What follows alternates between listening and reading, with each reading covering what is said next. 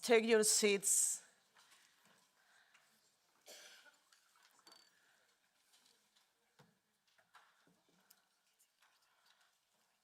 I will speak in Spanish. Maybe some of you will need a translation.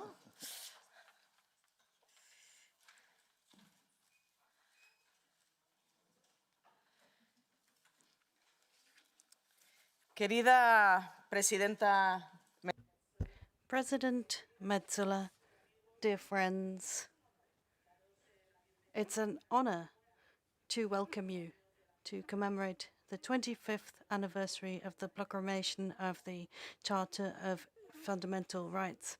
1/4 of a century ago, the democratic forces, pro-European forces, got together to bring about a truly revolutionary change. It's not just about economic union, but first and foremost, the European Union is a space for political unity and protection of human rights, solidarity and dignity. And these are not abstract things that we strive for. These are binding obligations on the European Union's institutions and the Union as a whole. This is a milestone we celebrate today, but we take this opportunity to reaffirm those values that inspired us back then when the Charter was adopted, and those values that are coming under threat: justice, freedom from discrimination, the rights of women, the rights of workers, elderly people, the right to asylum, social rights, fundamental political and civil rights and freedoms. All of these are part of the promise that the European Union represents. And those values coming under threat was something that was unthinkable in the year 2000. We're seeing the independence of the judiciary coming under threat, the space for civil society shrinking, the pressure on minorities, and the pressure on people who are being threatened with exclusion. And we're seeing women coming under threat as well, those who want autonomy on their own rights and bodies. And this is Charter. The freedoms that are enshrined in the Charter are coming under threat and being questioned by a reactionary movement in Europe that actually spreads beyond Europe's borders. So this anniversary is not an exercise in nostalgia. It's about carrying out our duty as democratic watchdogs. And it proves the point that democratic progress is never something that you can just take for granted. And the struggle that we engage in is not one that we will ever abandon.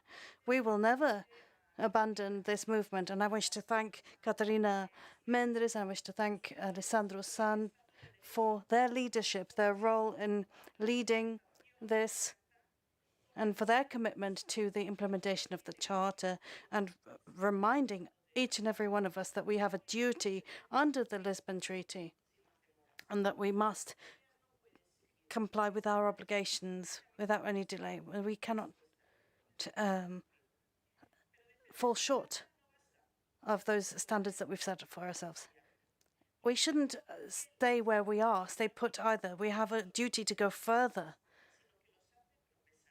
What makes Europe great is not just the rights that we've achieved, but is continuing to expand those rights. And where women and people are struggling to defend their sexual health and reproductive rights, that's not something we can stand by and watch it happening. We need to struggle to maintain those rights, and there cannot be any backtracking in any member state or any country that falls within this union. Now, we must fight all forms of discrimination, and the time has come to protect people against gender discrimination and any discrimination on the basis of sexual characteristics.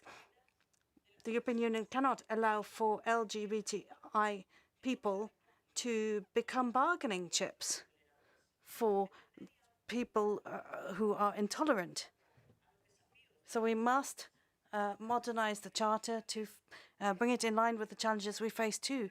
Today, technological changes, climate change, democracy is a compass, and it's not just voting, turning out to vote.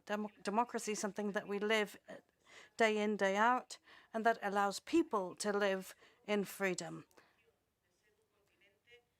We decided to become a continent where human rights are not up for negotiation, are non-negotiables. And this is an ambition that we must reconfirm today and reaffirm our commitment to. And so this is not something that can be bargained on. We have seen throughout history that every democratic advancement has required courage. We need courage to prevail over fear. And that's what we want to work towards, a Europe that protects freedoms, that does not roll back on rights. So we must honor the past today. We must defend the achievements of the present and look to the future. A future when the Charter will truly become a moral and legal contract.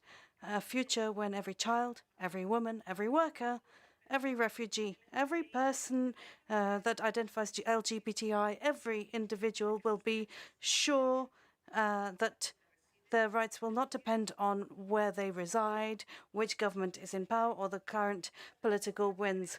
That is the future that we want to build. A Europe that is solid with regard to its values, that is vibrant and able to inspire the rest of the world. A Europe that isn't content with just protecting its rights, but one that wants its rights and freedoms to flourish. Thank you very much, ladies and gentlemen.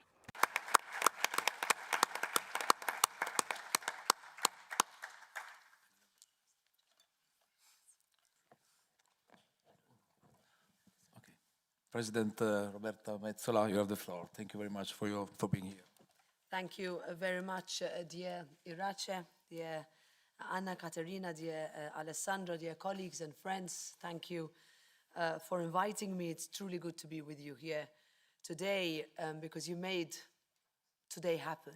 And this is an important anniversary, a quarter of a century. Sorry, my voice is not as usual, but I'm going to try to push through.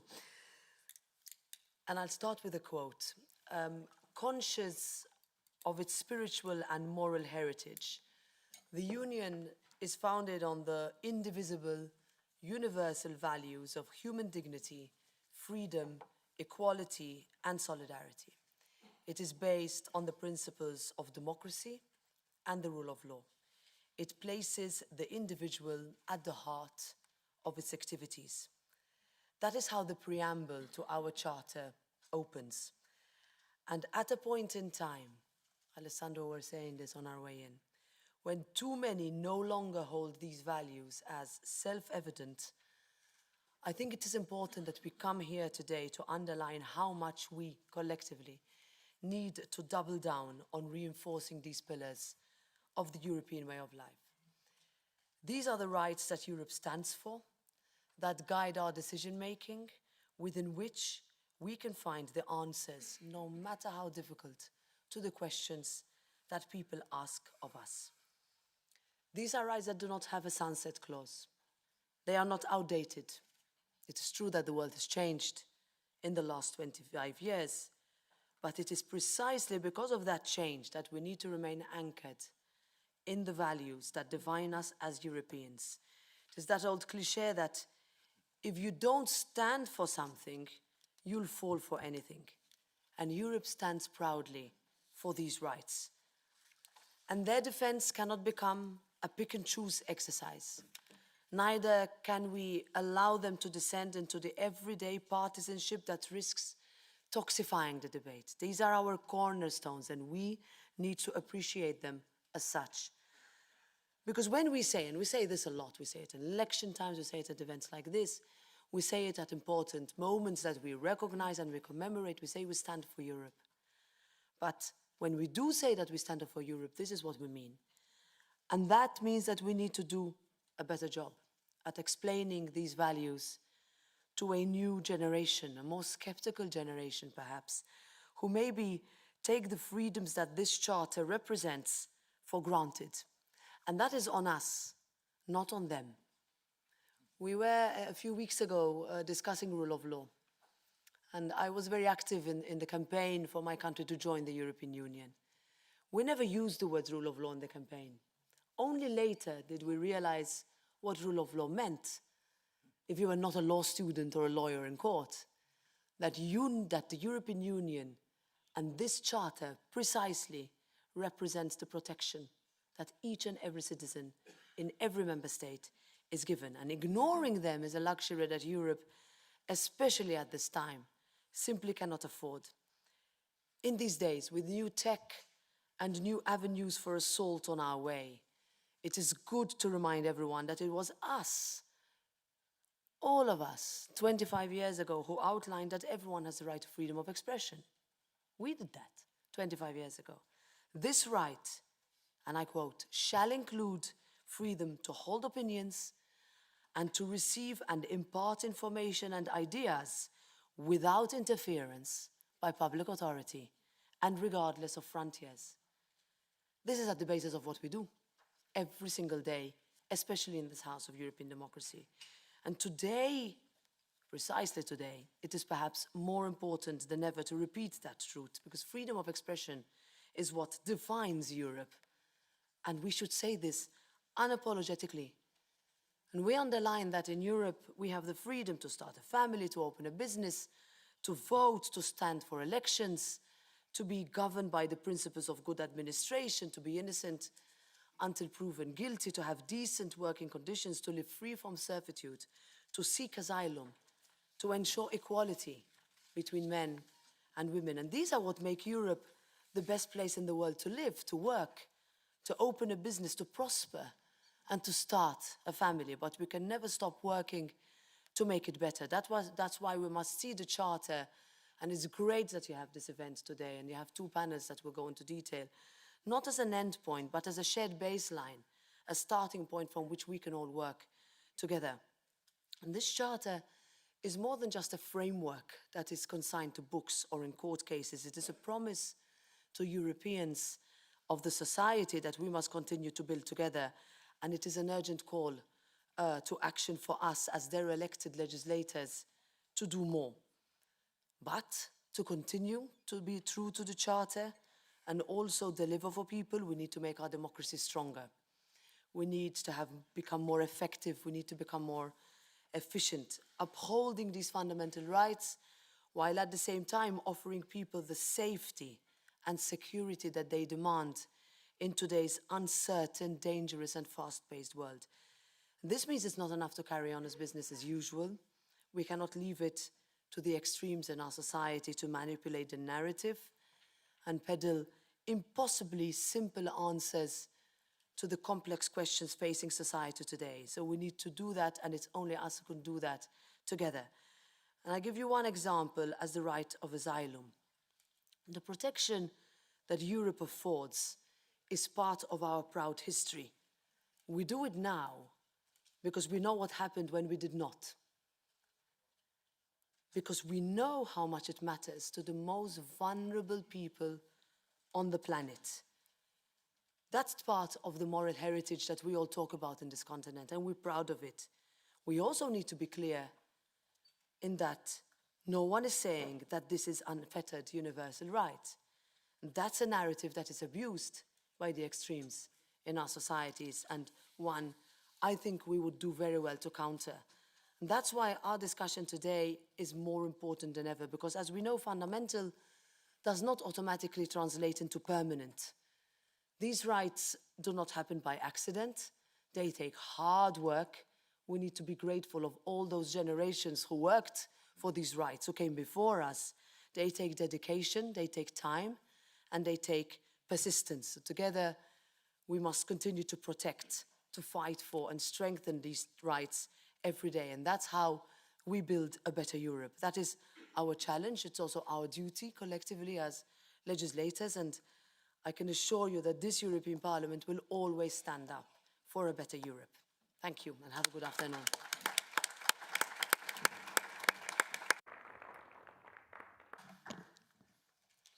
Thank you, President Irache, and thank you, President Metsola. We will have a family photo before start the panels.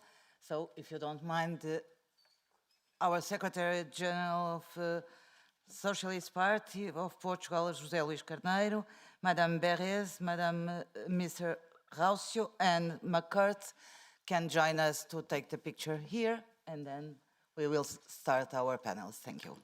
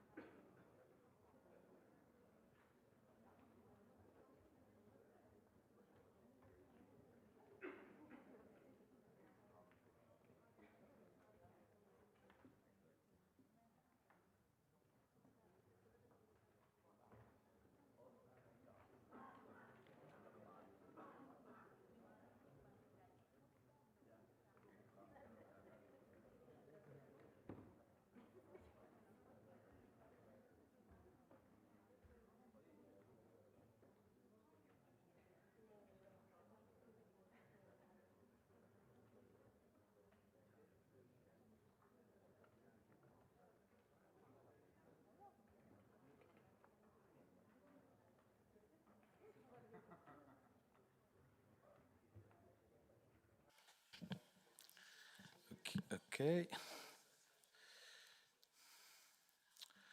Okay, dear all and dear guests, it's a great honor to open together with Ana Catarina Mendes this event hosted by the S&D Group. Today in this house we commemorate the 25th anniversary of the proclamation of the EU Charter of Fundamental Rights, a cornerstone of our European project and a blueprint for the future we want to build together.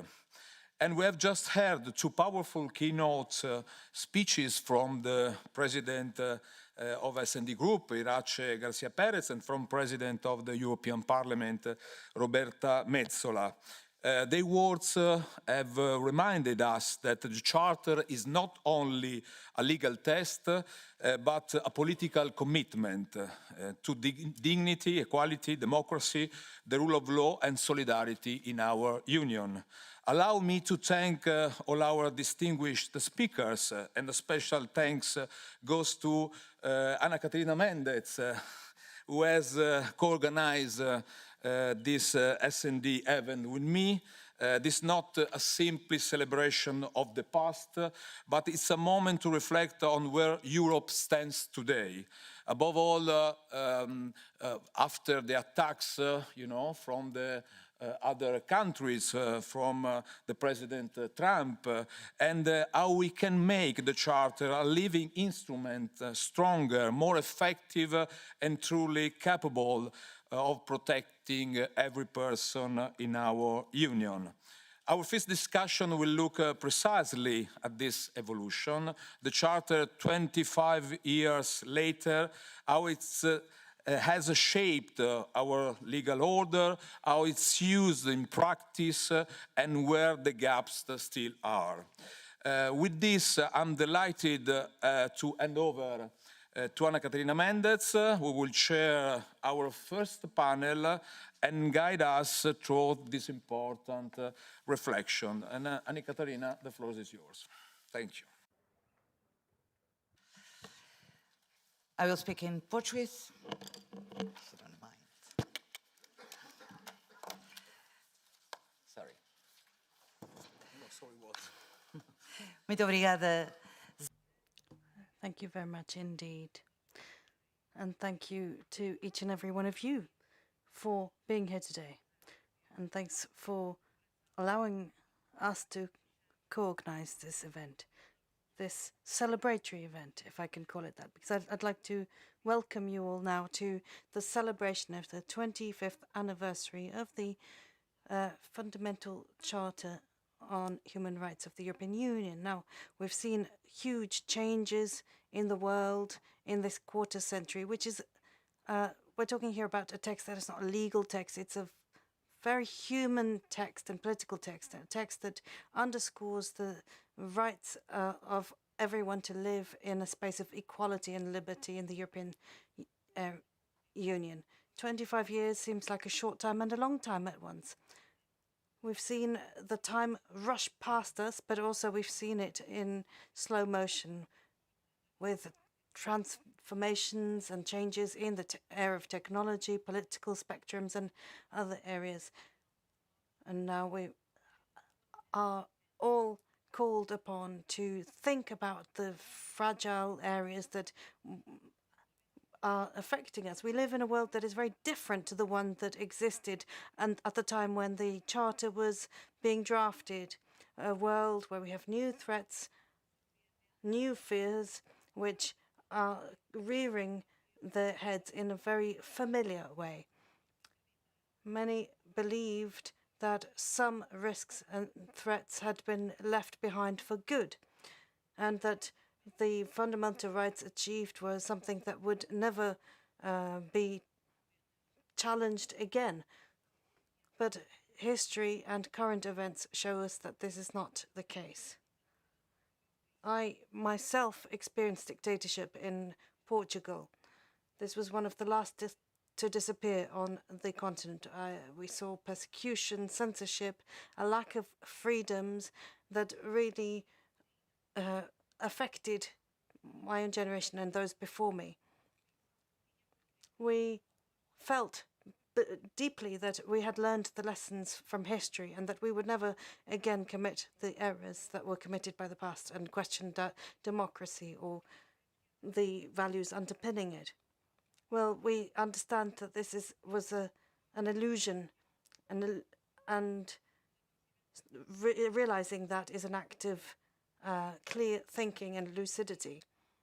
We're looking at what's happening in the United States. We see that our values that have been protected are not invulnerable, and the indivisible values need a constant and ongoing effort to maintain. It's not enough to simply hold a symbolic event to commemorate those events. We need to have public and private actions on a daily basis to protect those rights that we have gained. So we have a mirror now that we can be proud of, that, and it's a stock-taking exercise that allows us to think about where we stand now and where we want to go. So I invite you to listen to our speakers and to wish to welcome and ask our speakers to come to the top table. Madame Perez.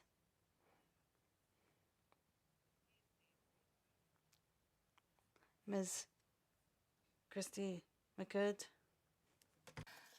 São os nossos oradores. We have our first panelists will be taking their seats, and while they take their seats, let me say that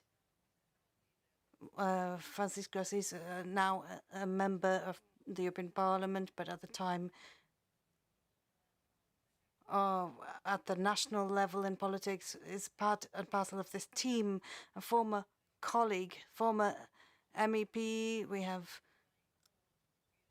another Portuguese eminent personality, Antonio Vitorino, as well involved. So all of them, I think we owe it to them. We owe them thanks for the charter that was drafted, the Charter for Fundamental Rights. And without further ado, I'd like to give the floor to Ms. Pervenche Berez, who has a history of struggling for the rights that are enshrined in the Charter. I wish to give you the floor now. Thank you. Thank you very much. It's always a pleasure to be back in this very nice room for the group I have belonged to for 25 years. And I don't want to be too in a nostalgic mood because this is not what we need for the time being. Nevertheless, I have to admit and to tell you, this has been one of my best experiences in life. The drafting of this charter for many reasons. And the reason is also because, why did we do this? Is because we had realized that we needed to define much more than a market before the enlargement. Much more than a market. It rings a bell to you, doesn't it? Much more than a market. This means the union is not only about trade, it's not only about an internal market, it's also about rights. And this is what we have put black and white on the paper. For this, thank you for remembering us the name of our colleague Vitorino, because he's been a key driver in the negotiation of this text. But I have to mention my sisters. We were a terrible trio, and the trio was one of your, Alessandro Zan, one of his compatriots, Elena Pacciotti, and Ike van den Burg from the Netherlands. We were the terrible trio in the charter.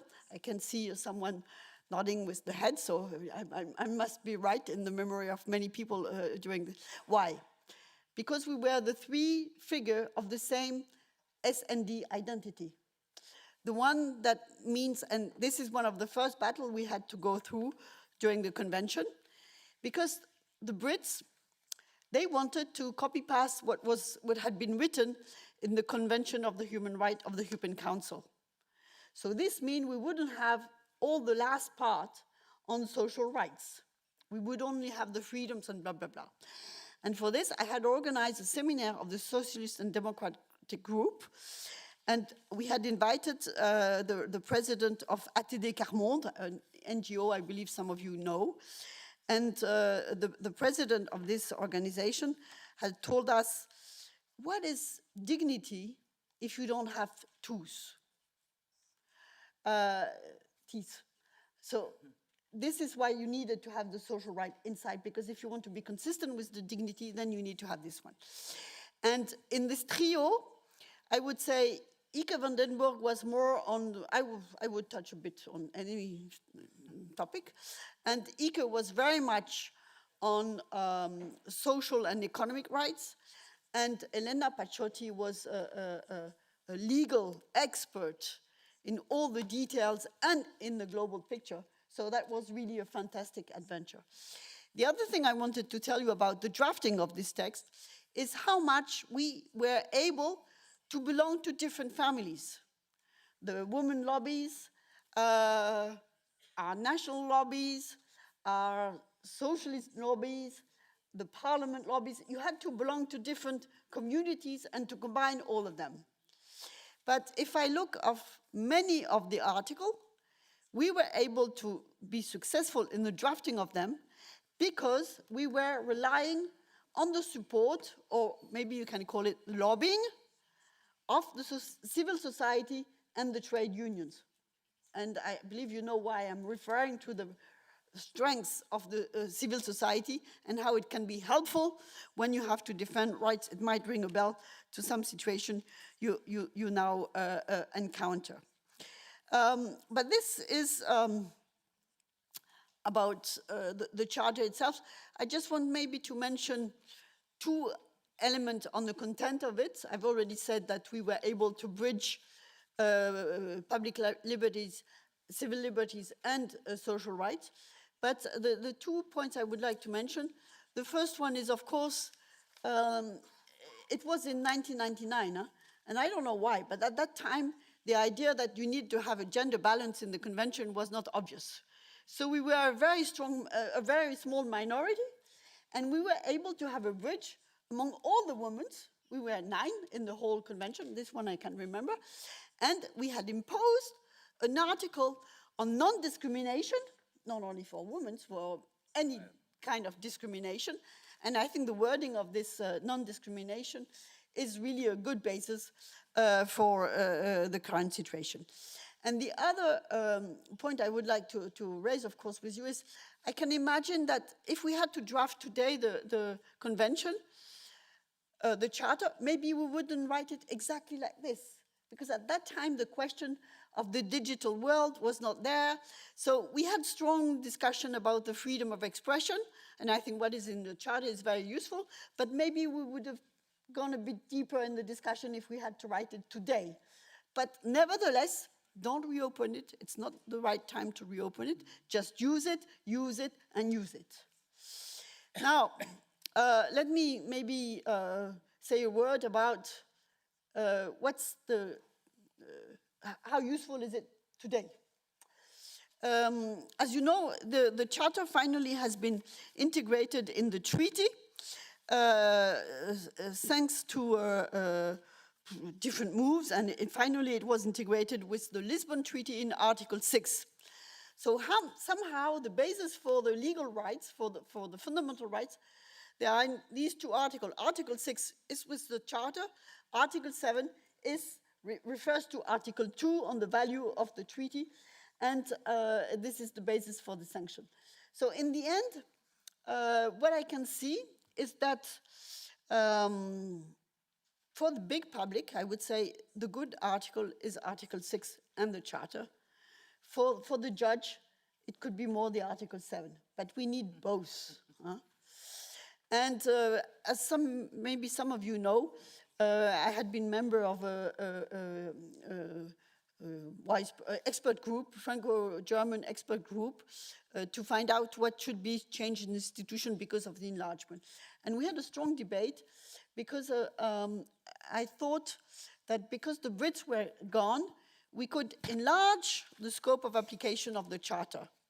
Because as you know, the Charter only applies to the policies of the EU institution. So you have an issue of direct application for the right of the people if it's not going through the implementation of a policy of the Union. And I thought we could move on this, but obviously this is not an open window, so don't dream that we could do it. Nevertheless, I think there are the question of the rule of law is something that we cannot give up. And in the world battle that's going on, one of our main assets, our main asset is to be a democracy. And a democracy needs rule of law. So there's one field where I think we could move. As you know, there has been a debate on conditionality, which is a very complicated one, because conditionality, there's one we like and there's one we don't like. But we need to keep on this line. And one of the conclusions we had in this Franco-German working group is to extend the conditionality you have defined because of misuse of funds for the budget, to extend it to the rule of law. Because you cannot use funds or You cannot behave inside the union against the rule of law. And this is, for us, the legal basis for this is the Charter. But please don't open the door or close any door to open the macro conditionality on the fiscal rules, of course. Now, I just wanted to suggest to you something. As many of you may know, I don't like institutional battle. And this is not always what we need in the current situation, where we need to make sure we have an internal market, make sure we have a defense, make sure we support our sustainable strategy, and so on and so forth. Nevertheless, in life, there are symbols, and there are moments where you need such symbols. This is why, 25 years ago, we have defined the Charter of Fundamental Rights. This is why today, I think, you need, and I know you are in Libe and Alejandro also, but maybe you could speak to some of your colleagues in AFCO, and I can see some of them here, to think about a declaration of independence. Why am I saying this?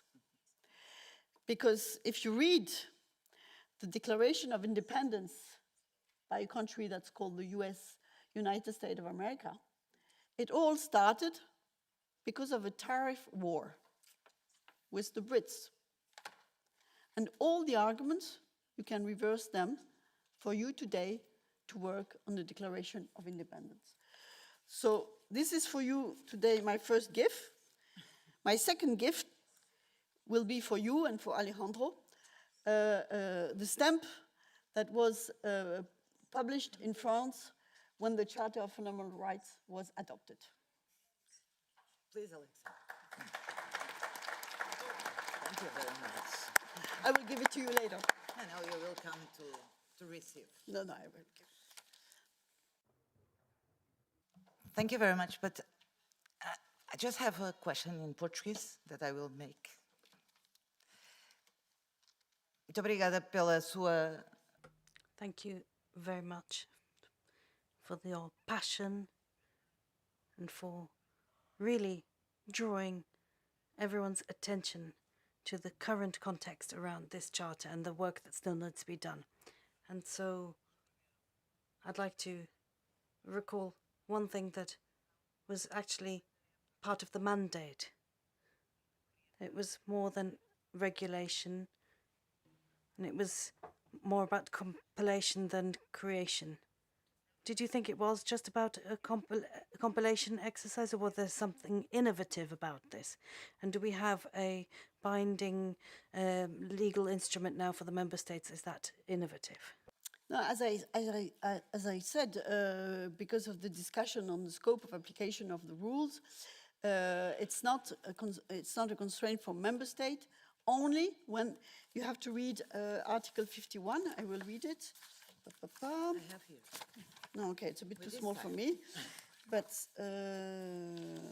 let me find the British version of it. Article 51. The scope.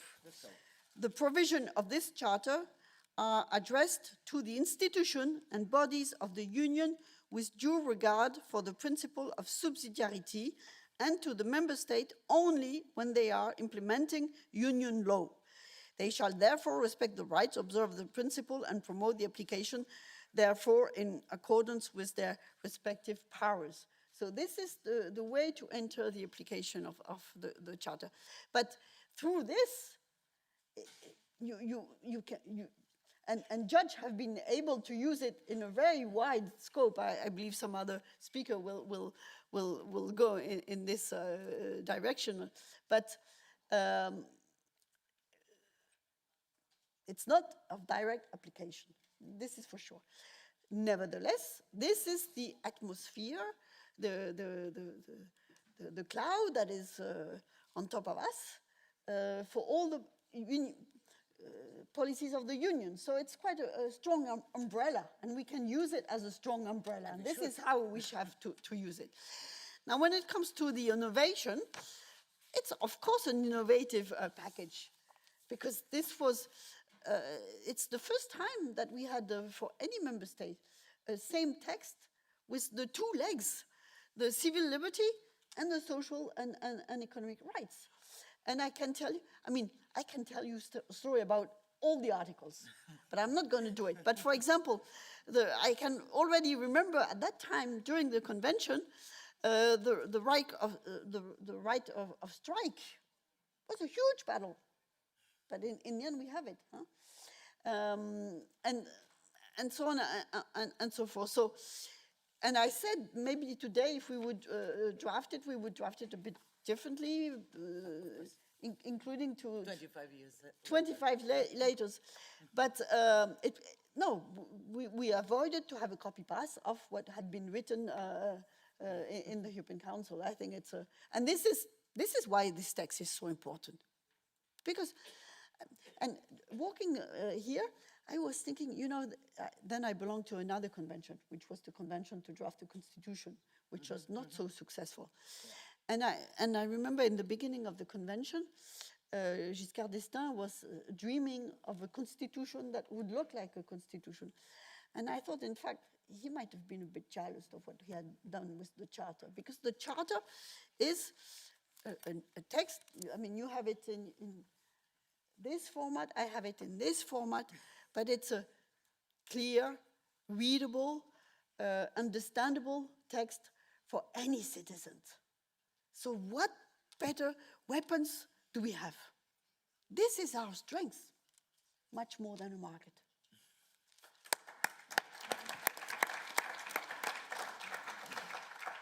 Muito obrigada mais uma vez.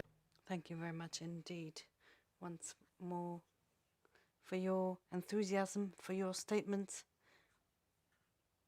I now give the floor to Friso Roscom-Abing from the Fundamental Rights Agency in Brussels, but has also worked in many different offices and in the Office for Refugees. And I'd like to ask you about what Madame Berès talked about just now, the fundamental rights and the rule of law, and what we can learn from the past 25 years with regard to the Charter on Fundamental Rights. Thank you. É sua. You have the floor. Thank you very much, Madam Chair. And also, if you allow me to add that I also had the pleasure of working for both Commissioner Vitorino as well as Vice President Franco Frattini, who I think also played an important role in making the Charter ultimately legally binding. Firstly, to say that I extend the biggest regrets of our director, Sirpa Rautio, for not being able to be with you today. She fell ill last night and asked me to represent her and share the following with you on her behalf. Dear honorable members of the Parliament, dear colleagues, we greatly appreciate the invitation to participate in this event, celebrating 25 years of the Charter for Fundamental Rights. It's a great pleasure to be here for this occasion, given the agency's close connection to the Charter and the depth of work we do in that respect. The EU Agency for Fundamental Rights, or FRA, is the EU's independent human rights body.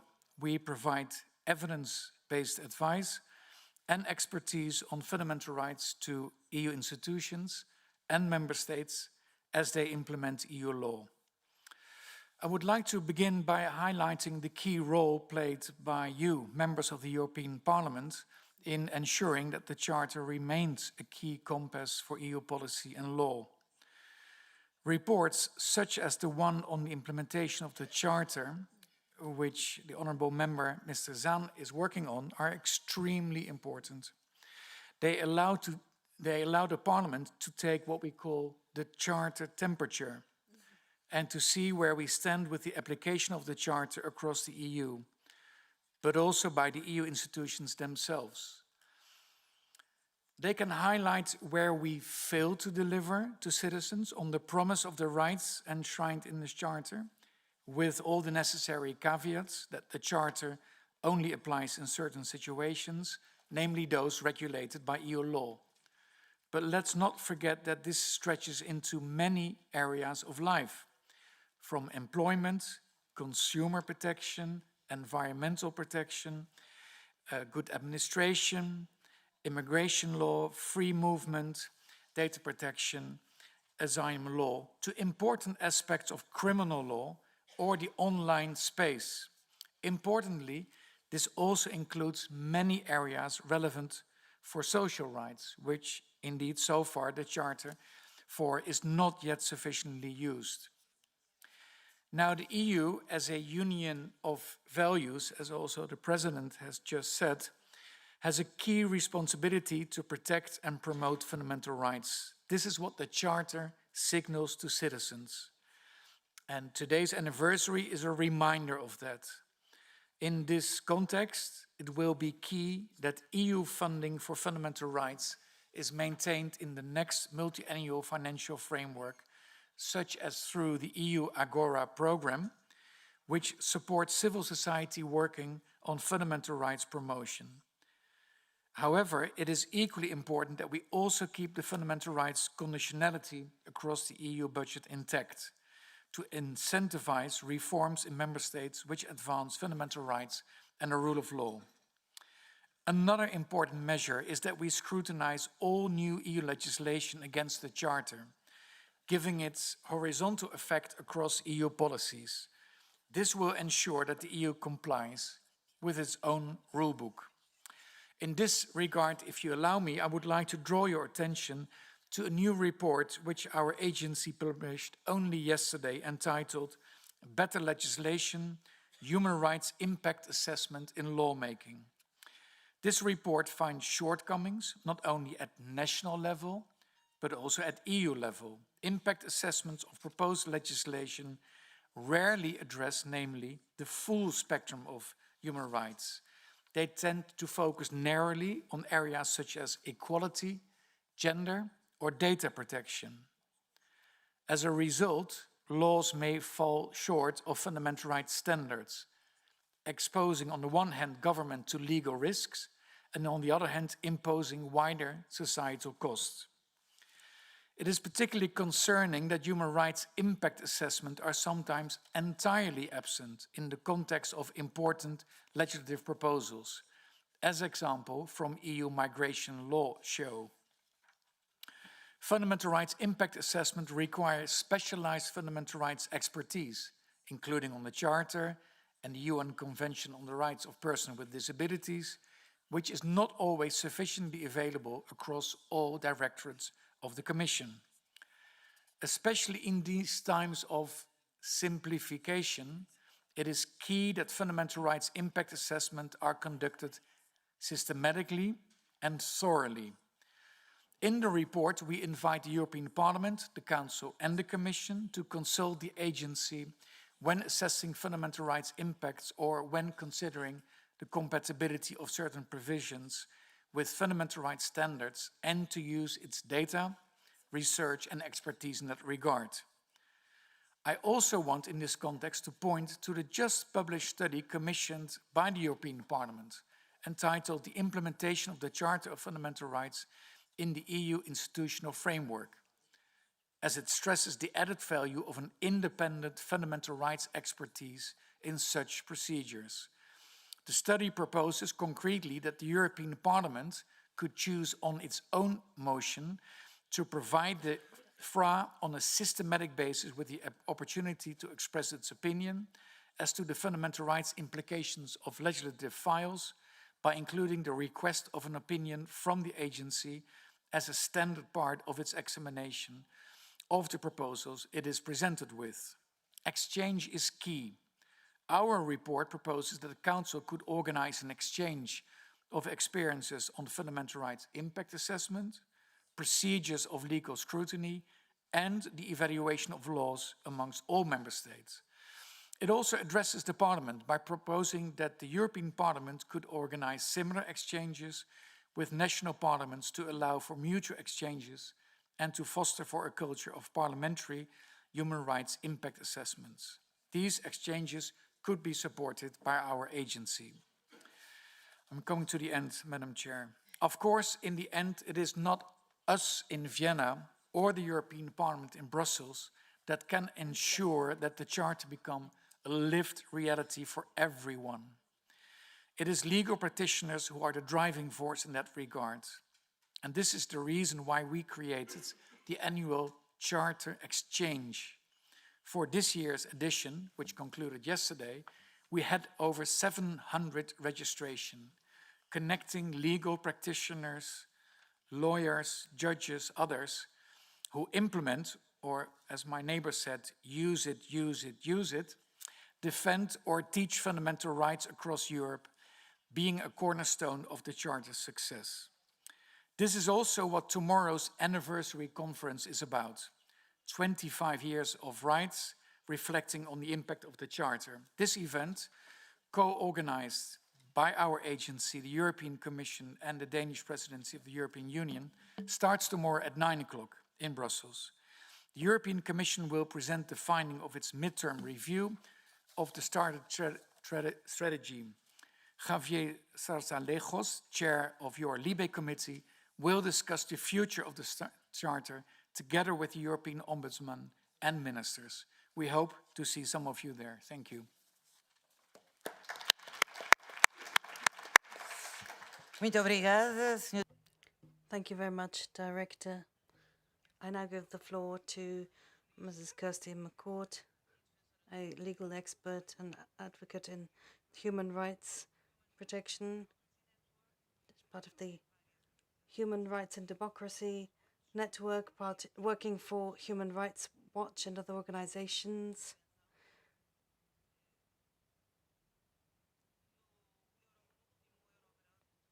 In the last Eurobarometer from 2019, some 42% of European citizens were even aware of the existence of a European Charter of Fundamental Rights. So we wonder, why is that the case, and what can we do to make more citizens aware of the rights that are theirs? Thank you.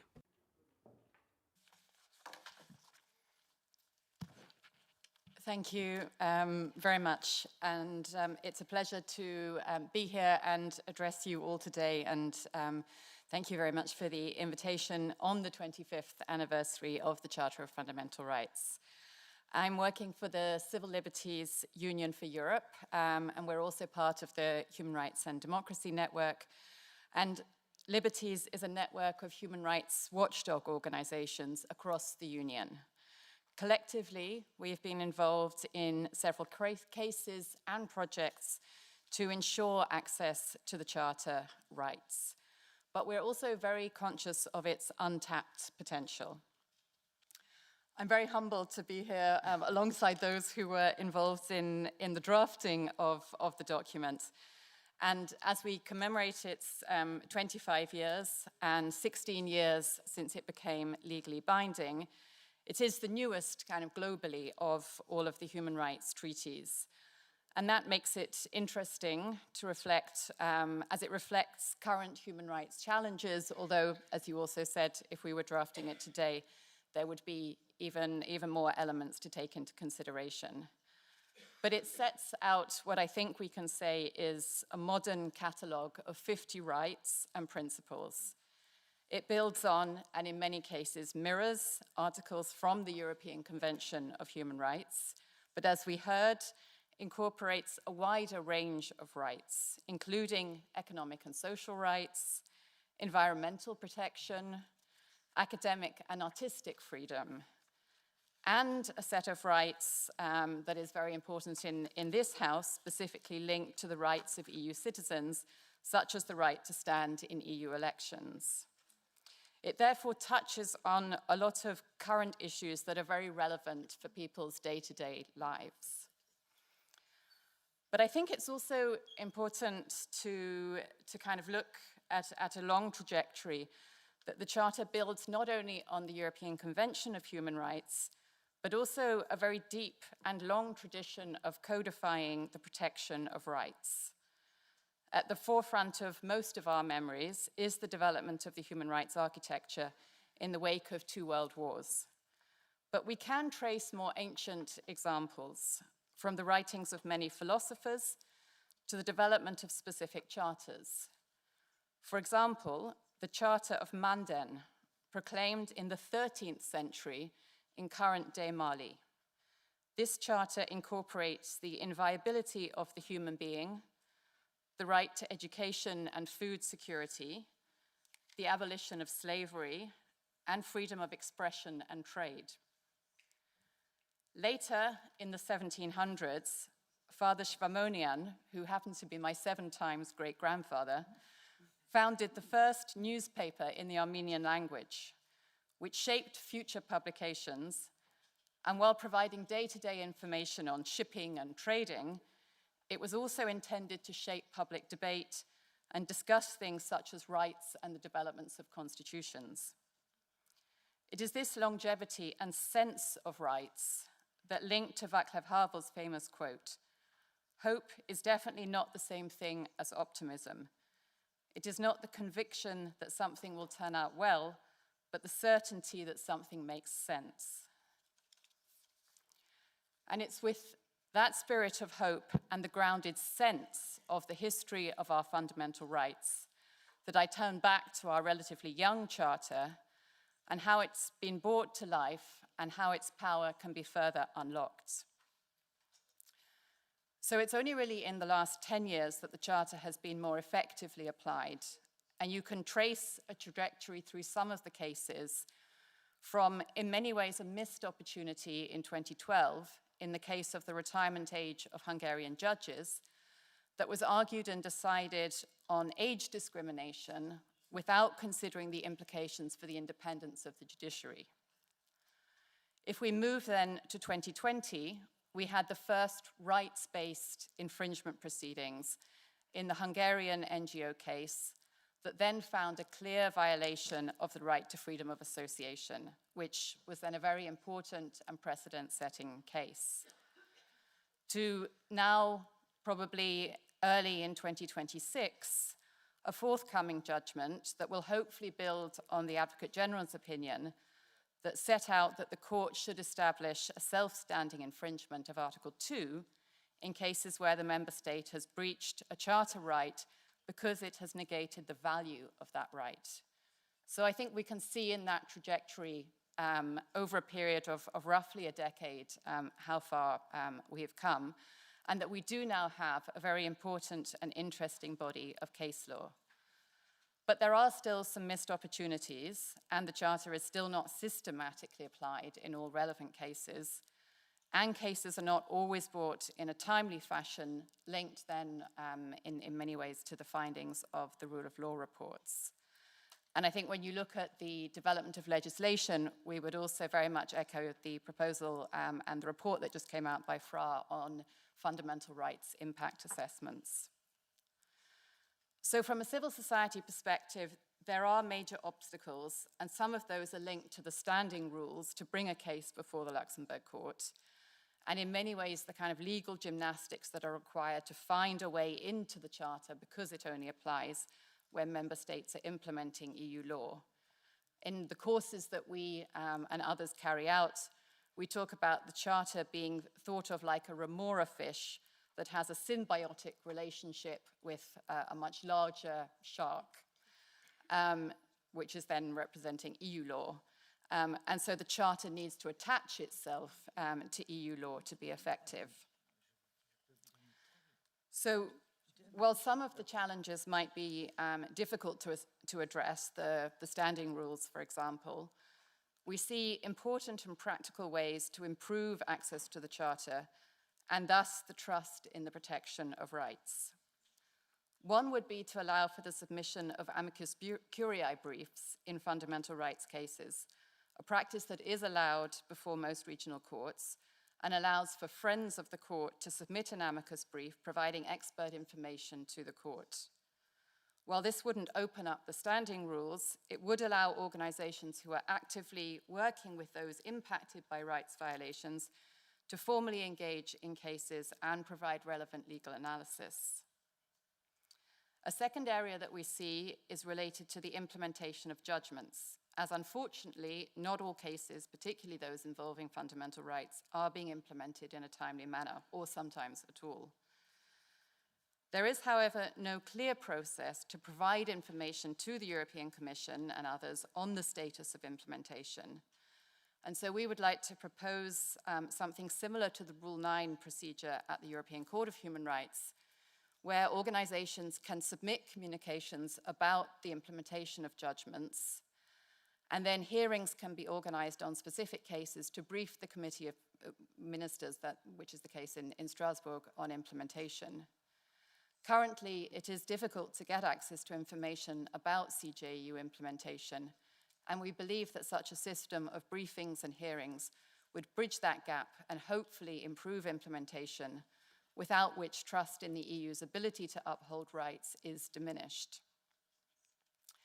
And the third area is funding for strategic litigation, which by definition is an intense, lengthy process with high levels of expertise required. In an important step, the Commission set up a new funding line to fund activities that support strategic litigation, such as trainings and awareness raising, and that links to the question that you were asking on why so few people have knowledge. And we and others have been working to try and increase that knowledge. And between 2022 and 2024, 15 million euros were allocated to fund 35 projects. And we very much think that this should be continued in the next multi-annual financial framework. But it's also important to note that funding for actual cases that then can protect rights is excluded from that funding. And so it's necessary to come together to see how a joint litigation fund could be established.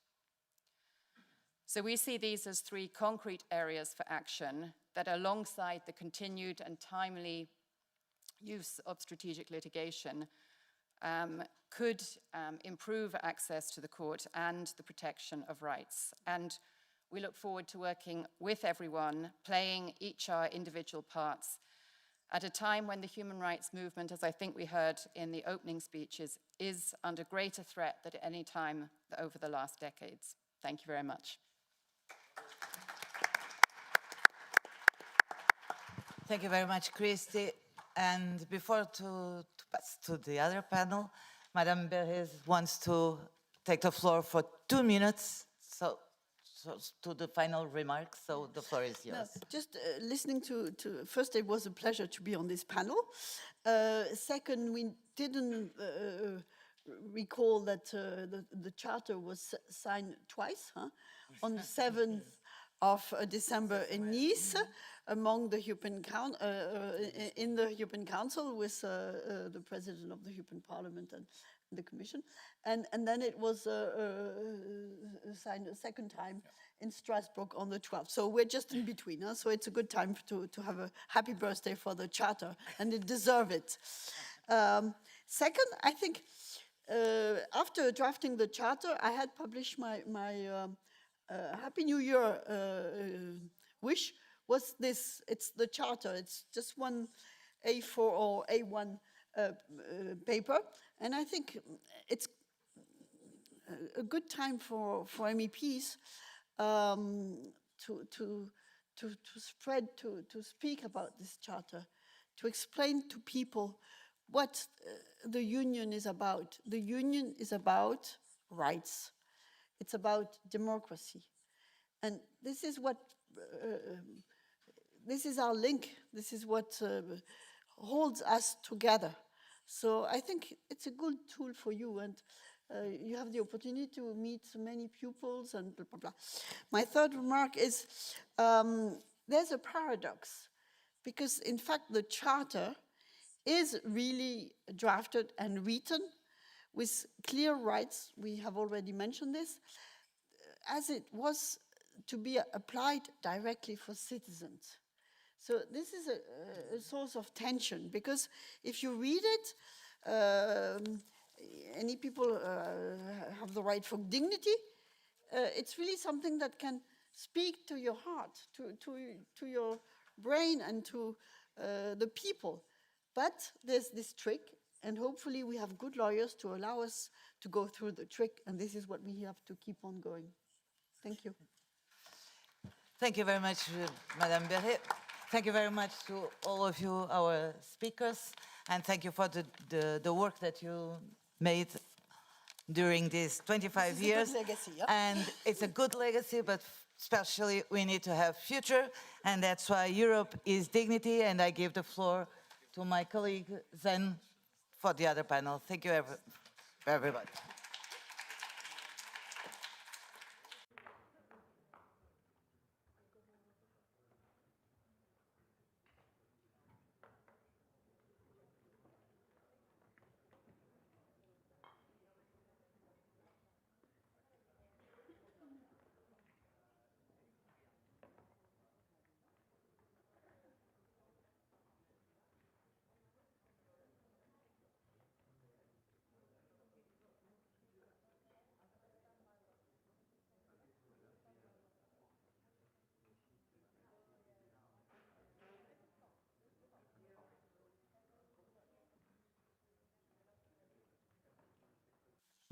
Thank you very much. Thank you, Ana Catarina, and all guests for this first panel.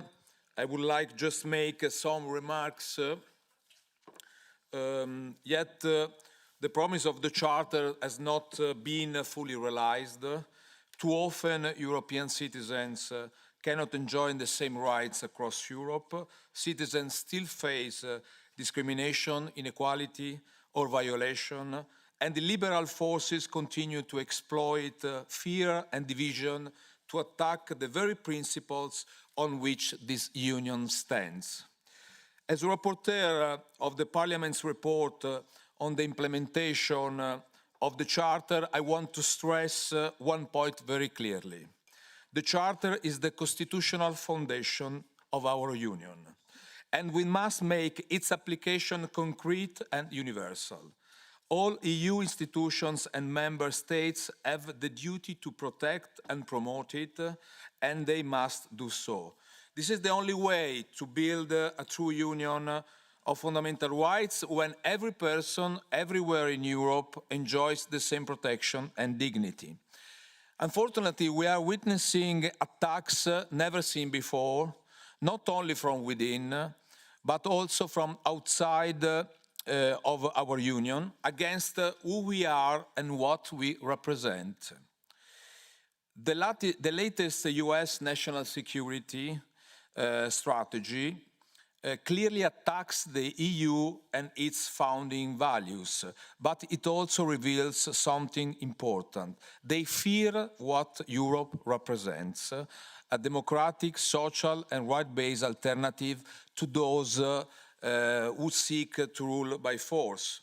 And we have even seen this narrative echoed by Elon Musk, for example, or in Moscow, because there is a common goal: to weaken the European project and divide our union, since a divided Europe is easier to manipulate.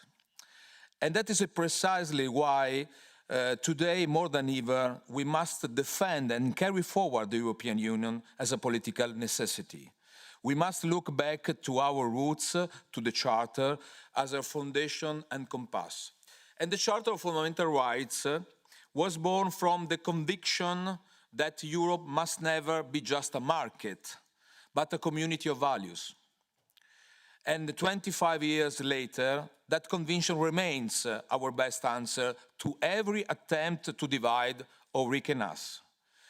It's the path forward to complete European integration, to achieve a true political union.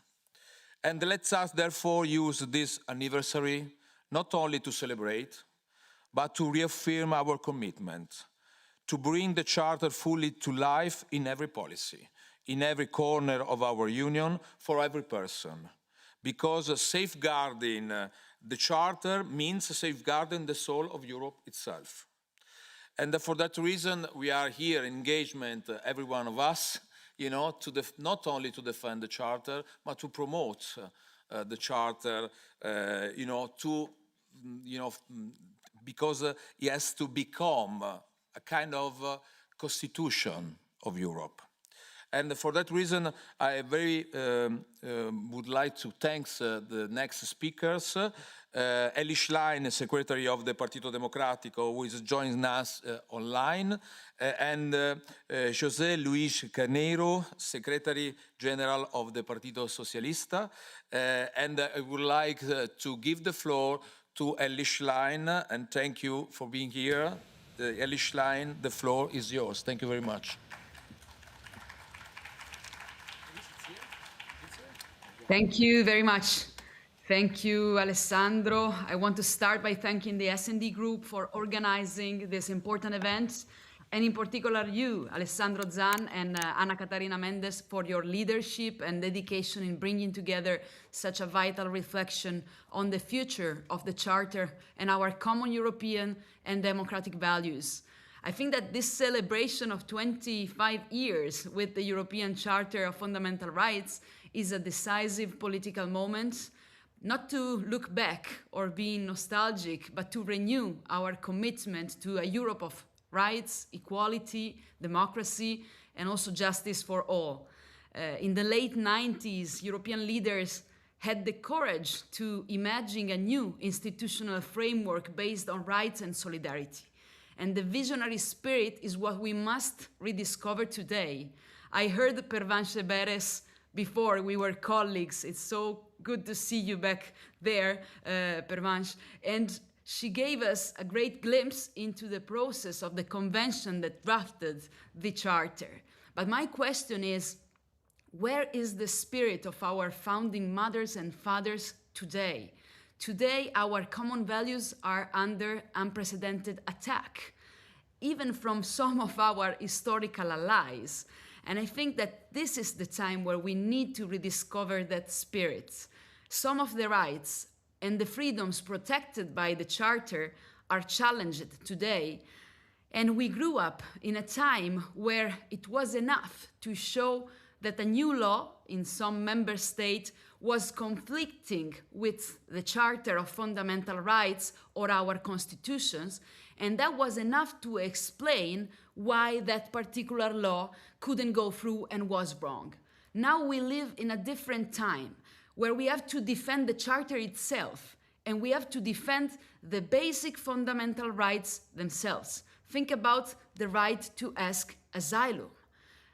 It was written having in mind the loss of thousands and thousands of innocents killed, for example, in the world wars. And I think that that kind of ink should never fade away. I think that the Charter itself was born from a very convinced European and progressive vision, placing people and communities, their dignity, their rights and freedoms at the very heart of our common European project, together with the well-being of our communities through our social model and welfare. And this is one of the basic pillars of democracy. There cannot be any democracy without freedom and fundamental rights and equality. And the other idea at the basis of our democratic construction is that every power needs to meet a limit. This is the basic idea of our constitutions in our member states as well. Why am I stressing this out? Because nowadays we see even some governments at the international level, but even in our European Union, that feel unease when international courts are doing their job. So we are really worried about this delegitimation of international courts and also of some multilateral frameworks, as for example the UN or the EU itself. That's why I think we should start back by thinking of the Charter as a moving and living body, something that needs also to readapt to our times. Of course, it's very simple, it's readable and accessible, but at the same time, when it was written, it could have not foreseen some new challenges. For example, how do we adapt those principles to the challenge of climate change and sustainability? or the digital revolution, and who spoke before me explained how the case law is working exactly in this direction, to always have in the Charter an instrument that is also fit for the new challenges that our society are facing. And let's not forget the decisive contribution of our socialist and democratic family, who ensured that in the Charter the social dimension would become part of the European identity itself. Now I think that it's time to bridge the gaps and fully implement the Charter's potential. And I know that this is the meaning also of the report that Alessandro Zan is working on. It is very important because it is also clearly defined where we need to work more to ensure the implementation of the Charter and its fundamental rights. That's why I want to thank Alessandro for this very important work that we will be following as Partito Democratico, even from Italy and from the Italian Parliament. But let's be frank, I think that the Charter gave us some very good example of common mobilization at the European level in defense of human rights. It is also true that it was not enough to write those rights down to make sure they would become part of a common European sense. I will just give you, there are so many positive examples, but there are some negative examples as well. For example, you remember what happened to an Italian and European researcher, Giulio Regeni, who was kidnapped and brutally killed in Egypt. That is one of the cases where we would have wanted to see a more broader mobilization of the entire European Union to defend human dignity and human rights. So I think that also culturally, we need to work much more to spread the values of the Charter. And I think that it's very important also to keep in mind that if we look ahead, we don't have to see the Charter as a symbol, but as a driving force to complete European integration. At a time where nationalisms are back and anti-European movements want to divide our union and replace solidarity with fear, I think that the Charter must become part of our political answer, the foundation on which to rebuild unity and deepen our democracies. And I think that the principles that are inside the Charter still help us today in this big political and cultural struggle and fight.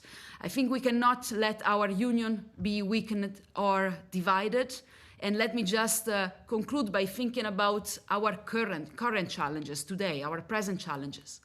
In these last days, we have seen Putin welcoming the new national security strategy of President Trump in the US. And I think it's not surprising, but it's very deeply concerning because that strategy includes an attack on the European Union values and also unacceptable threats of interfering with political matters of the European Union and its member states.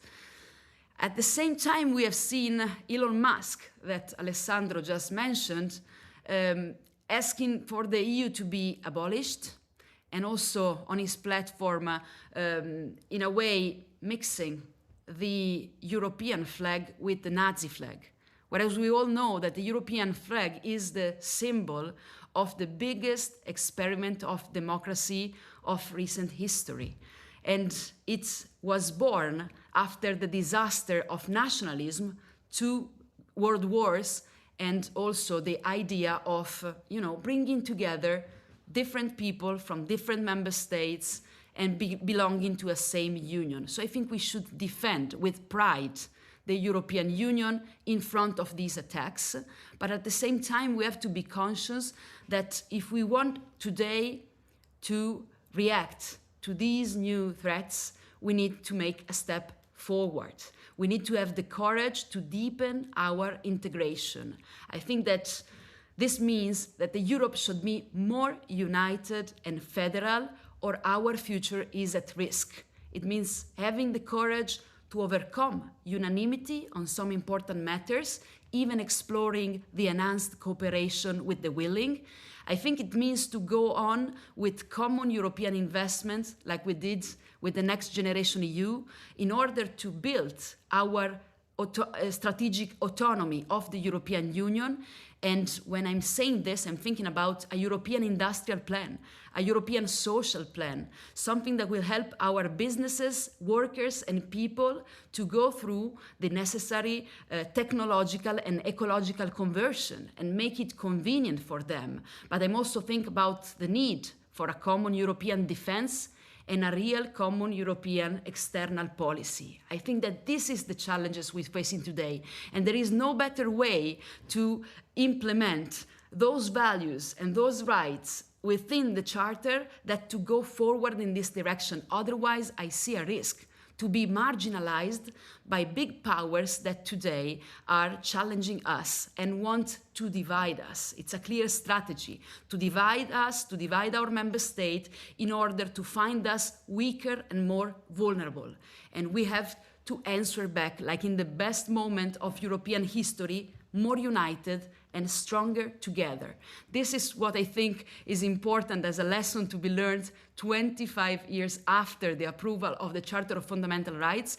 And I think this is something on which our socialist and democratic family has to do an effort and has to gather all our forces at the national level in order to defend these values, to defend the rule of law, and to defend democracy. And in this fight, you will always count, and you can count on the Partito Democratico as well. Thank you very much. Thank you very much, Ellie Schlein. Thank you for your intervention, so clear and passionate, and that the integration of Europe, it goes to the defense of fundamental rights and against any interfere from Trump or Putin as well. That's why we have to stay strong and to defend our values and our democracy and our dignity above all. And I would like, to thank you very much to the Secretary General of the Partito Socialista, José Luis Carneiro, sorry for pronunciation, anyway. And we are very, very honored to have you here in this hall. And the floor is yours. Thank you very much. Thank you. Thank you for the invitation. Let me give some words to my Portuguese delegation. Great to the members of our Portuguese delegation that are very integrated in this work, and every day, always, they are working for these values. And for me, it's very important to have elements that are so committed with these common objectives. We have many reasons to be honored with our path that we done together. I was Secretary of State for Portuguese Communities Abroad, and I saw around the world, New Zealand, Australia, South Africa, and South America, and North of America, around the world, different models of development, economical and social development. And when I saw those models, I think for myself that we have a good model of development. And our model is not just an economical model, but is based on the mainly values since our origins. When we look to our origins, 1957, we saw in the mainly treaty that there were a mainly issue that is very important to underline. The development must be harmonious and with balance between economy and balance with social justice. And this model is a model that creates 3 decades of increasement, but also creates a model of economy that always, along the times, creates a base that attempts to integrate the transformation of our infrastructure in the economy, in the enterprises, but also creates conditions to promote the social justice. For example, in the 60s, we have the first charter to protect our workers, to make the reconversion of the infrastructure in the economy, but with justice, social justice. Then in the 70s, we have the special fund to promote the regional development. That was the instrument that the European Union creates to give a response to the new members that were integrated in our project. The Fund for Regional Development was this instrument. Then in the 80s, with European Act Unique, we give an important decision to balance the need to finance regional development, but also to create the conditions for the Commission have a mean to make the intervention in the local, regional conditions of life of our people. And then with Maastricht Treaty, we create the Committee of the Regions that was responsible for the base of a new model of government, multi-level governance that is based on two principles that are very important, the principle of subsidiarity and the partnership principle. And that creates the opportunity to make the political options with an understanding that is bottom-up, but also top-down, and that it's vertical and also horizontal, to mobilize all forces that we have around our territories and create a model that is based on social, economical, and territorial cohesion.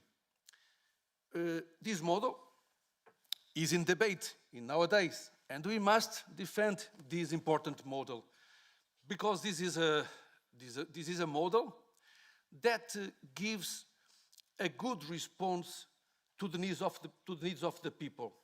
And when we are celebrating the 25 years of the Charter and the Charter of Fundamental Rights, what we are saying is that we decided Europe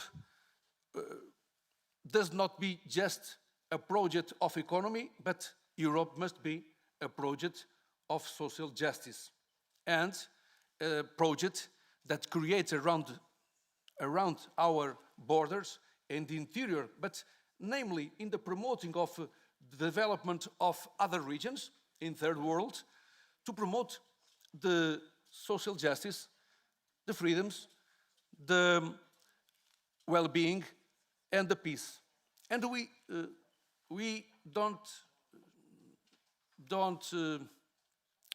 need to give another perspective, a new and more positive perspective about our common future.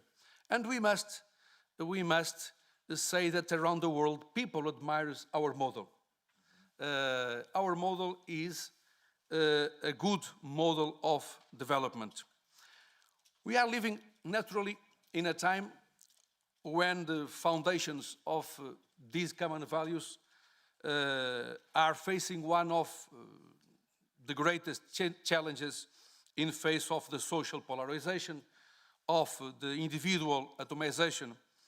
Celebrating these 25 years means reaffirming our commitment with freedom, with social justice, with humanist Europe, and to the dignity of all human beings.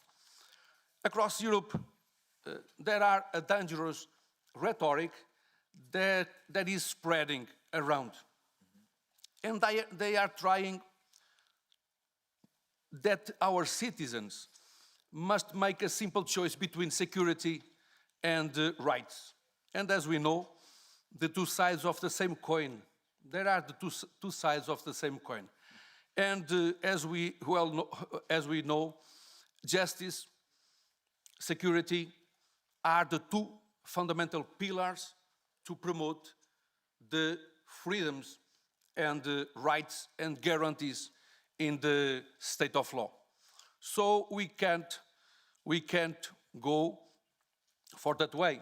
We must combat that way that today, around Europe, around the world, we know very well the origins of these movements. They are, in the first time,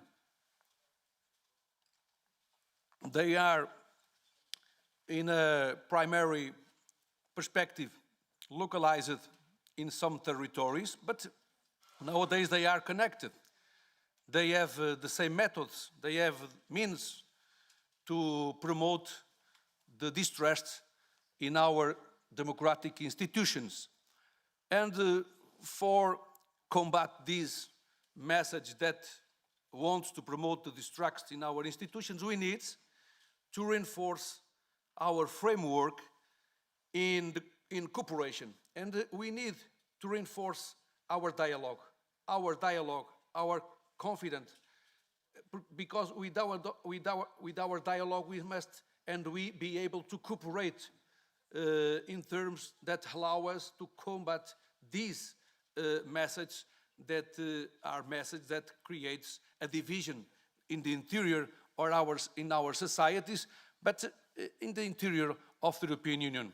We know very well where are the locals, and we know today what are the methods that they utilize to provoke this fragmentation in our societies and to promote the conditions to new fragilization of our democracies.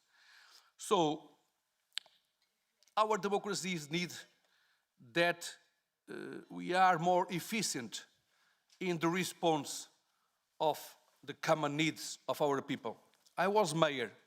When I was more young, I was mayor in the interior of Portugal.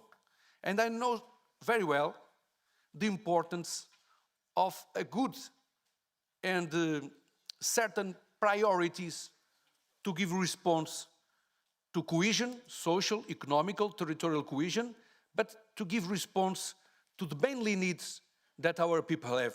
Namely, today, the housing, the health care, the wages for the new generations, transports, the good public space where the different generations can dialogue about the projects of the future and to give to the new generations the legacy and our patrimony that will be the base of our common future. And we need to promote the renewal of the social contract and give priority, political priority to these mainly needs.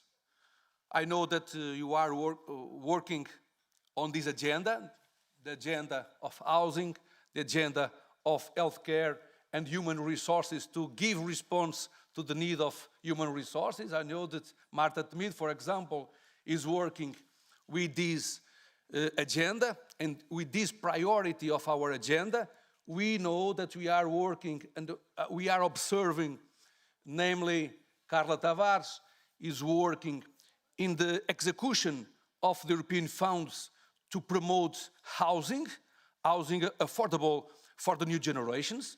It's very important, this priority, but we need fight extremism, and I know that Francisco Assis, Ana Catarina Mendes, they are working hard to promote our language, our values, that are the values that are solid in our basis, and they are the base of our common project. Because our common project from 1957, 1951, if we want to go to the origin, the project is the project based on values. Economy was an instrument to promote the values of peace, the values of security, the values of well-being, the values of sustainable development. And we were capable in the creation of this special model. Our model of economy is the reason why someone wants to destroy this model, because this model is a very integrated model of development, economical and social development. Namely, when our social and economical model is based on knowledge, in the transference of knowledge from the centers of the research, our universities, to the social and economical base, but also a model that is based on the sustainability in terms how we want to use our natural resources, and with the protection of culture, the protection of our heritage, common heritage, but also when we try to guarantee the protection of workers. Today, there are some perspectives that for our economy must be more competitive, we must give out the rights of workers. It's a wrong way. We need to give conditions to our workers that promote the dignity. Is the other base of our model. When we say that we want a model that will be inclusive, we are talking to workers to give them protection with the charter that comes from the 60s. And we want to defend this model. In conclusion, I must say that Europe defines itself not only by its economy, but also by its values of community. But our model of European Union economy is based on these three pillars. After Second World War, peace and security and well-being were the base of our common project. And we must be proud of this project. The social protection of the workers in the 60s, as well the creation of economic and social funds to promote cohesion, and the proclamation of 25 years ago, the Charter of Rights that are fundamental for our lives, that are our inspiration, means that we integrate in our model of development a special commitment with our fundamental base of humanism and dignity. Assure our commitment with the priorities that offer to the people, to the common people, the response will be and would be the better response to defend and to qualify our democracy. Thank you very much. Thank you very much to the Secretary of Partito Socialista. You have reminded us that defending fundamental rights means defending democracy against nationalism, protecting vulnerable groups against hatred, and fighting for social justice. And José Luis rightly reminded that we can combat the populism if we will be able to keep together democracy and social justice. So thank you very much for your passionate and accurate intervene, above all about the economical and social development you said before. Thank you very much. And it's, if you want, it's anyway. It's our great. It's our great pleasure to introduce our closing speaker and the Commissioner Michael McGrath. Thank you very much for being in charge of democracy, justice, and the rule of law and consumer protection, who will deliver the closing remarks of this event. Thank you very much, Commissioner. The floor is yours.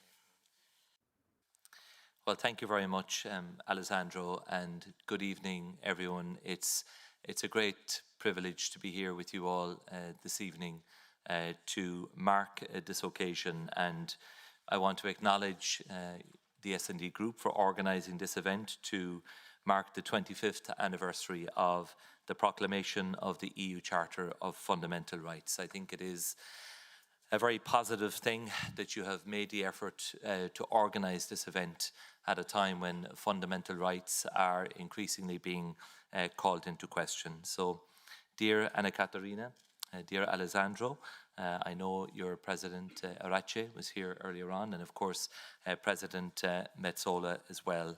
And it's great to be here to underline the need to safeguard fundamental rights in the work of the European institutions. And I'm very pleased to be joined by colleagues from my cabinet. I see Cédric Bourlier there and Maria Zafra Saura, who leads on fundamental rights within my cabinet, a very important part of my portfolio, which I'm very proud to lead on. 2 days ago, the Charter of Fundamental Rights of the European Union turned 25. Over this quarter of a century, this generation, the Charter has become central to the EU's legal order and a guiding light for human rights protection all over the world. Democracy, the rule of law, and fundamental rights are interrelated and interdependent. When the rule of law is weakened, democratic safeguards are threatened, and respect for fundamental rights is eroded. At this generational milestone, we should remind ourselves that just as these rights apply to all of us, the responsibility to promote and to protect these fundamental rights also falls to all of us. The interventions that I know you have heard this evening stand testament to the need to ensure the Charter is applied across all EU policies and legislation, and the Charter is upheld and provides orientation for generations to come. It's important that respect for the Charter of Fundamental Rights is embedded in everything that we do. It's not something we just turn to every now and then. It has to be a truly horizontal commitment in all of our policy work and also in our legislative work, because it is the common thread that speaks to the values of the European Union. Not only does the Charter hold the same legal status as the treaties, it's also the foundation of our work and commitment in a much deeper and more profound sense. The Charter reaffirms our foundational values and protects the fundamental rights of everyone in the EU, not just a select few. The Charter always applies to EU institutions in all their actions and, as you know, to all the Member States whenever they implement EU law. It is therefore only natural that the Charter has been a fundamental point of reference, you could say the North Star, for the European Commission in all of its decision-making across policy and legislation. The Commission is therefore thankful to the European Parliament for upholding the importance of the Charter through several initiatives. The most recent of these is the own initiative report on the implementation of the Charter, on which the AFCO committee, I know, is currently working. And I'd also like to sincerely thank the S&D Group for organising this event this evening. As pointed out by my distinguished predecessors, over the past 25 years, the role of the Charter has indeed evolved, as it should. This is an evolution that the European Commission has fully embraced. Adopting 2 consecutive strategies on the effective implementation of the Charter is one of the ways the Commission has sought to create a Europe of fundamental rights. The 2010 strategy set out the Commission's priorities in the new legal environment created by the Treaty of Lisbon. It underlined the importance of the EU being exemplary and fully compliant with the Charter. The current 2020 strategy relies on effective cooperation between the Commission and several groups of stakeholders, namely national, regional and local authorities, civil society and human rights defenders, justice professionals and EU institutions. This ongoing strategy identifies the very premise at the foundation of the EU system of fundamental rights protection. That is, safeguarding fundamental rights is our shared responsibility. In addition to its strategies, the European Commission also promotes the Charter via funding. We know that is the lifeblood that is needed. The flagship instrument is, of course, the Citizens' Equality, Rights and Values Programme, the SERVE programme. Between 2022 and 24, the Commission awarded €15 million in funding under this programme, supporting 35 projects to build and maintain an enabling environment for actors who support the application of the Charter through their work, promote the capacity of civil society organisations, and raise awareness of the Charter itself. Next year, the Commission will launch another call for promoting the Charter and civic space with an indicative budget of €26 million. The Commission's Justice Programme also supports training activities on the Charter's application among legal practitioners, especially via the European Judicial Training Network. And I can assure you that the Commission is determined to promote the Charter in the next multi-annual financial framework too. Indeed, the proposed Agora EU programme would have a budget of €3.6 billion and would also aim to uphold the Charter and support our civil society organisations. The proposed future justice programme will, with a budget of around €800 million, continue raising awareness on the Charter among legal professionals.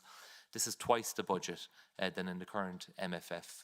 And of course, this funding is not secured. We have to fight for it in the negotiations to come.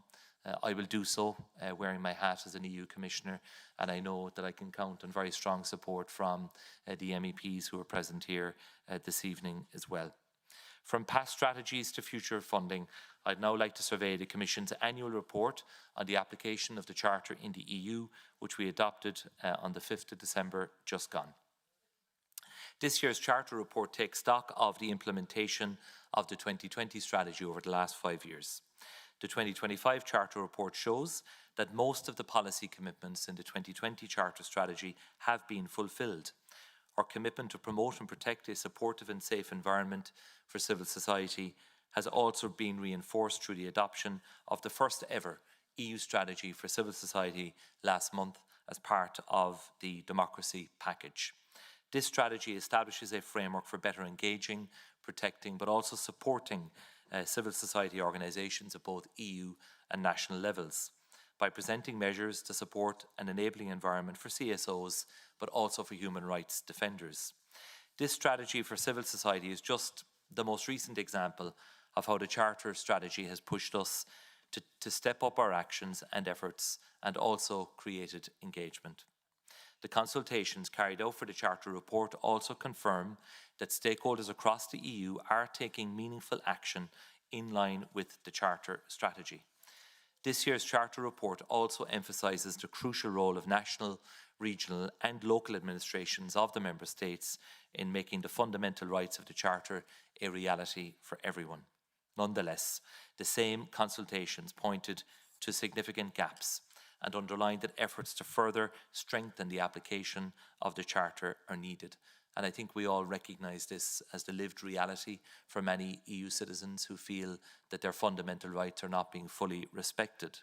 Not only is the level of implementation of the Charter across Member States uneven, but often the wider public, as well as the administrations of the Member States, lack sufficient knowledge or even awareness of the Charter rights and remedies.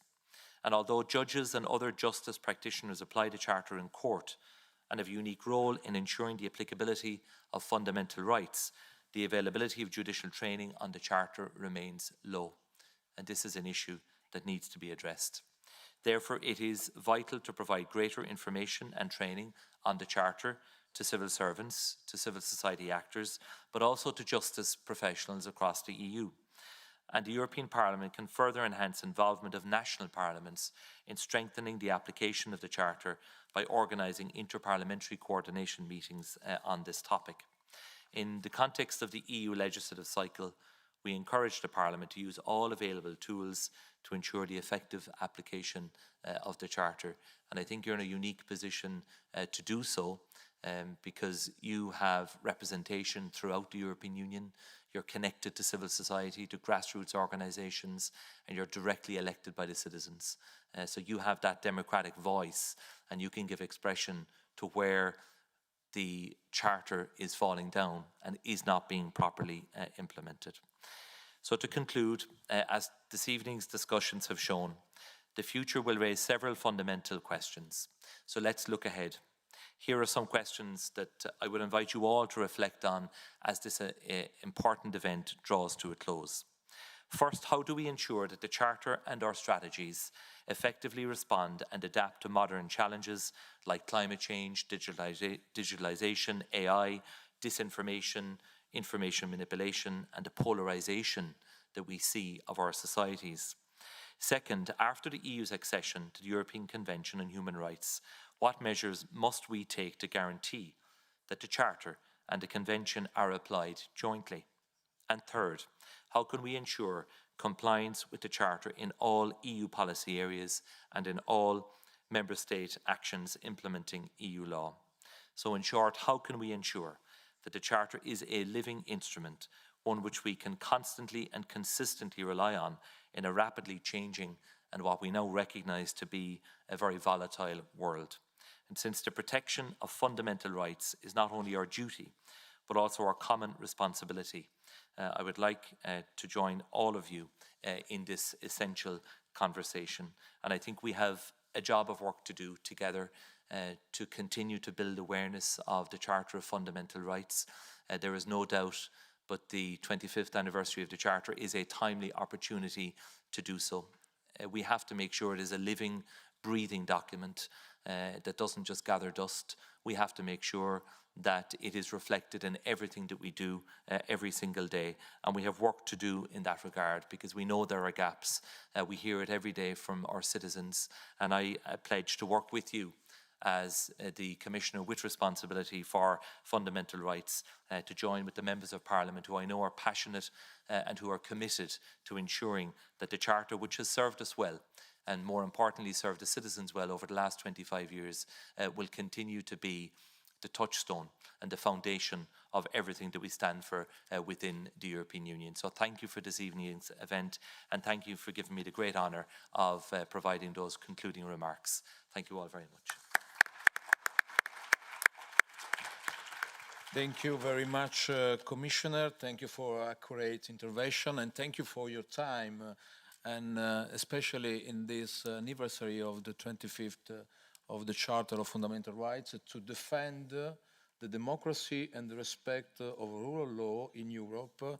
That's why, with great rigor and with great passion. So thank you very much, Commissioner, and thank you to Ana Catarina Mendes, to co-organize this event with me. I would like to thank you all, to the speakers and to the participants, for those following online. We'll see there are thousands and thousands people that following us, and thanks also to the live stream on the S&D website, La Repubblica, and others. And the final thanks to S&D groups, of course. Say hello to Juan Fernando López Aguilar, our friends, the group staff, and our staff for making this event possible. So thank you very much, and good evening. And our offices, of course.